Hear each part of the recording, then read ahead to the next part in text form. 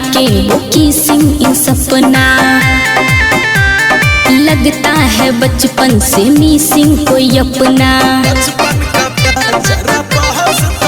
रोज कमरे में आके वो किसिंग इन सपना, लगता है बचपन से मिसिंग कोई अपना। ईमेल करो कोई उनका ठिकाना रे।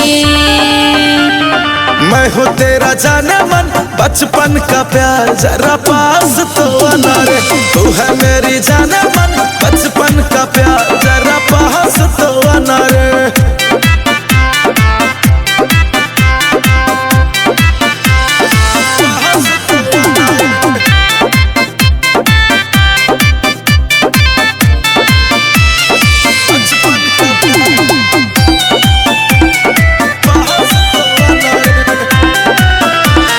जब उम्र बच्ची थी तुम कितनी अच्छी थी, अब क्यों इतना सताती हो। नजरें झुकाती हो, चेहरा छुपाती हो, मुझसे क्यों तुम लजाती हो। मन जाने को जी चाहता है, पर ये थोड़ा मुश्किल है। प्यार बचपन का दिल तक ही था बस, अब जवानी भी शामिल है। लगता है फिर से पड़ेगा पटाना रे।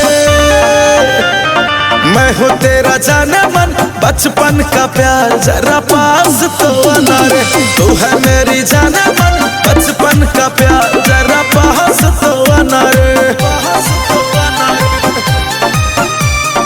पास तो आना रे। बचपन का प्यार पास तो आना रे। छोड़ो भी जाने तो कुछ ना मिलेगा, वो जो भी तेरा डिमांड है। नोटी बड़ा है तो तेरे में जादू है, दिल पे भी तेरा कमांड है। यारा जल्दी से दे दो डिसीजन तुम्हारी, जो भी तुमने सोचा है। कर ली शादी या मेरे लिए हो कुमारी, क्या ये दिल में लोचा है। मान गई मैं जल्दी शादी रचाना रे। मैं हूँ तेरा जाने मन, बचपन का प्यार जरा पास तो आना रे। तू है मेरी जाने मन, बचपन का प्यार